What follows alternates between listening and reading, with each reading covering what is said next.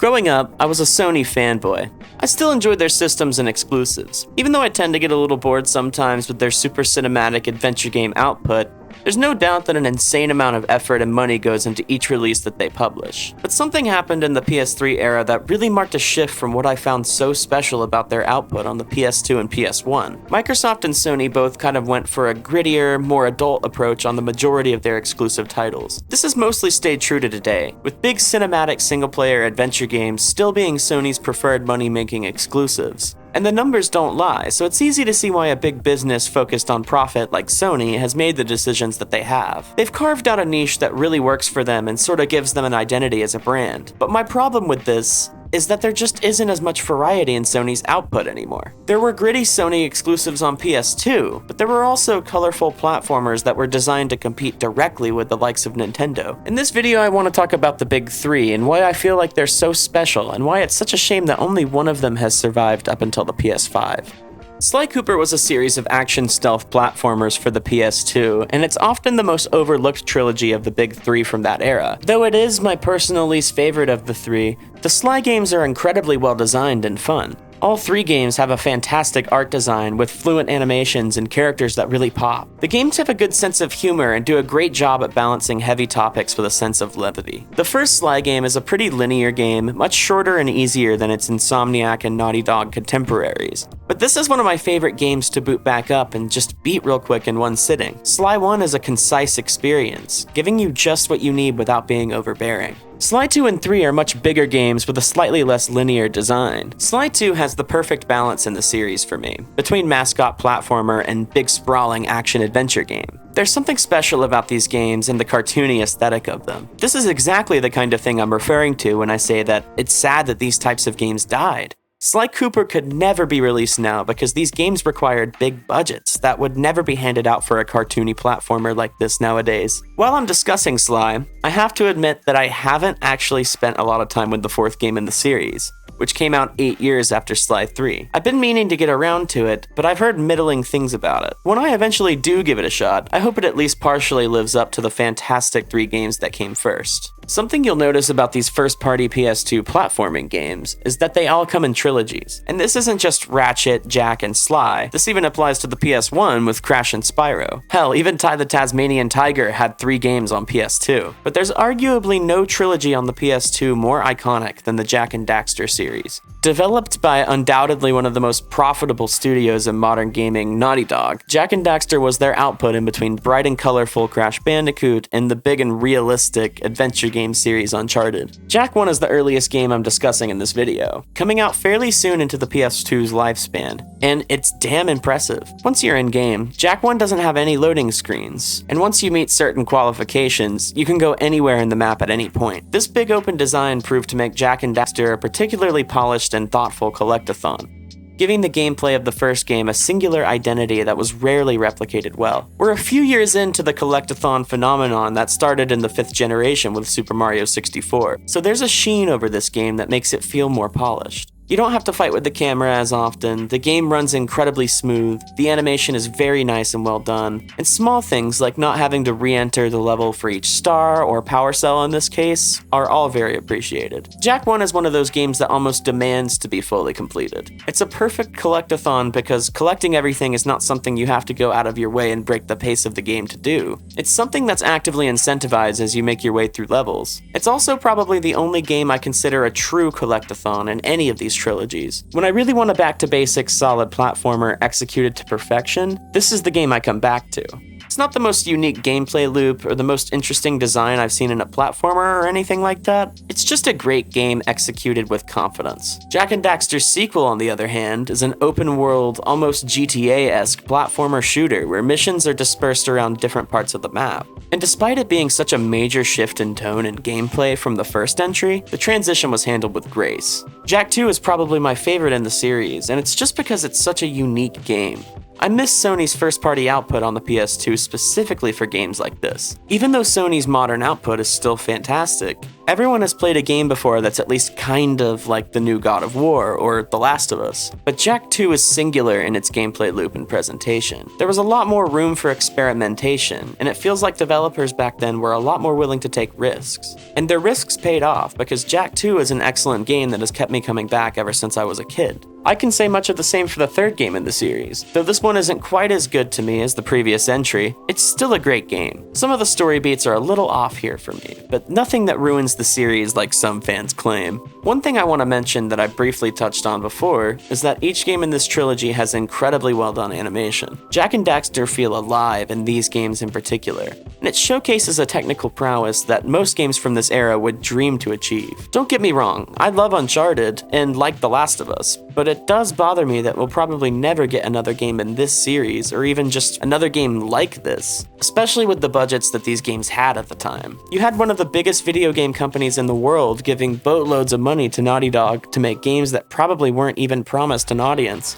and it worked out, giving us some of the most unique and fun platformers ever released. So this whole video I've been talking about dead franchises, and how it's such a shame that they've laid dormant for as long as they have. And though that's undeniably true, the last one I have to talk about today is actually still going strong, with an entry released for the PlayStation 5 just a few years ago. Ratchet and Clink is a third-person shooter platformer series that got its start on the PS2 around the same time frame as Jak and Sly. It also happens to be my favorite series of the three and contains some of my favorite games of all time. I'm not going to focus on the newer titles, and instead I'm just going to give my thoughts on the 4 games on PS2. Just like the Jak series, the original Ratchet game is a lot different from its sequels. It might not have the same immediately noticeable tone shift that happened from Jak 1 to Jak 2, but in gameplay and design, it's a huge jump. Ratchet 1 is a lot more focused on being a platformer first and a third-person action game second, and I think that works to its advantage in a way. The story is simple, but probably the best in the series, thanks to its incredibly quick and punchy in-engine cutscenes. There's no strafing in this game, which seems to be the biggest point of contention between fans of the series. Some claim that it's impossible to come back to, and the lack of strafing makes the game a chore to play, and others claim that the weapons are balanced in a way to make you think about what you need for the given situation, so strafing is redundant.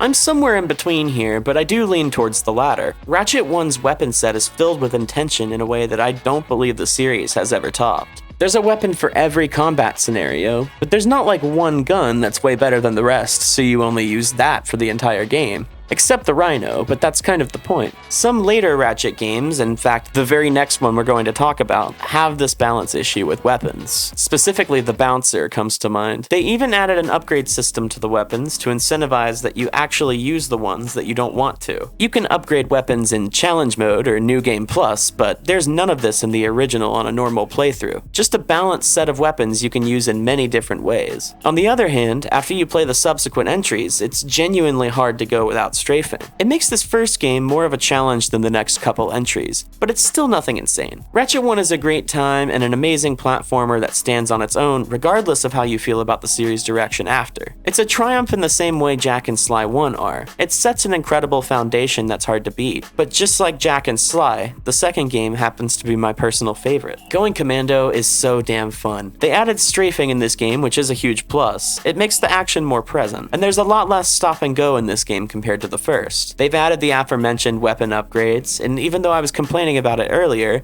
it is genuinely fun to grind and upgrade every weapon in the game. They added a lot of extra gameplay modes like the dogfights in the ship, the giant clank sections, and the hoverbike races. The action is significantly increased from the previous title, yes, but it still feels like a platformer at heart here, and I think this game has the absolute best balance between third-person shooting and back-to-basics platforming. Levels are still relatively non-linear for a game like this and have multiple paths, just like in the first. There's still a ton of one-off cutscenes with new characters, and the satire and the writing is as clever as always. I think Going Commando is the best game in the series. Don't get me wrong, it's not perfect. The final boss is a joke compared to the first game, and I don't 100% love every single design choice they took here. Things like the Yeti in the second to last level and the dogfights late in the game come to mind. But Ratchet 2 is undoubtedly a great game, and one that I'm amazed was made in only a year. And it only took a year after Ratchet 2 to get yet another sequel, Up Your Arsenal. Up Your Arsenal is another great game in the Ratchet series. The emphasis on action is cranked way up here, and the game feels a lot more like an action game than a platformer. Which is a shame to me, but there's still a lot of fun to be had. This game is the most linear the series has ever been up to this point, and in some ways, I like it for that. I don't like it more than the previous two, but it's nice to play a Ratchet game and totally turn my brain off, just enjoying the gameplay loop that it provides. And in terms of gameplay, I've really got no complaints. My only problems with Up Your Arsenal lie in what it meant for the series going forward, and that was a shift away from some of the charm and personality that the first two have. It's subtle though, and the game still has great satire and plenty of great cutscenes that will make you laugh. It's a fantastic game, and I have incredibly fond memories of it. It may lack a little bit of polish or be a little too action-oriented, but this is still a fantastic platformer shooter that's way worth your time. Ratchet 3 seems to be another point of contention among fans of the series. Some believe it to be the best in the whole franchise, while others seem to believe that it's overhyped and rushed. I personally think that Ratchet 3 is great, and while I see and agree with some of the grievances that others have towards it, I'm always going to love it more than hate it. The good news for fans of Ratchet 3 is that there's one more mainline Ratchet title on PS2, and it continues the trend of focusing more on action, just perhaps a little more confidently this time. Ratchet Deadlocked was the last mainline Ratchet game on PS2, and it's a great time. It's a very different kind of Ratchet game, and one that, while following the trajectory of the series, does kind of stand on its own. This is straight up a third-person shooter.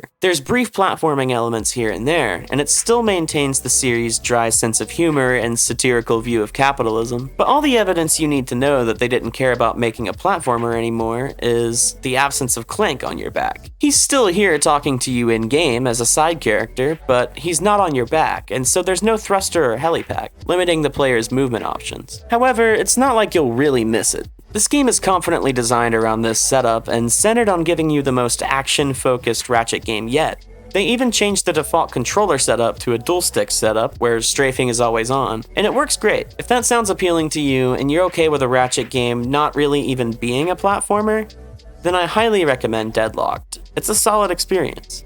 I love these PS2 Sony platformers. I know that Crash and Spyro are arguably more iconic characters with more of a long-standing legacy, and I absolutely love those games as well. But for me, they don't even hold a candle to these three trilogies right here. I think the main idea of this video came out of a place of frustration with Sony. I think their output, while still excellent, has just gotten stale. What happened to all the fresh new ideas? The colorful platformer games designed to compete directly with Nintendo? Why can't Naughty Dog release Uncharted, The Last of Us, and Jak and Daxter? I do think that Insomniac, at the very least, is still doing cool things, releasing new Ratchet and Clink games and working on things like Spider-Man, but it's still nothing compared to the new IPs these companies used to put out. Even in the 7th generation, there were a lot of new ideas coming from these companies. They might have been grittier and more realistic, but they were at least new. Naughty Dog in particular has disappointed me just a bit. I think they're obviously an incredibly talented group of developers who make fantastic games, but I can't be the only one who would rather have Jak 4 than The Last of Us 3,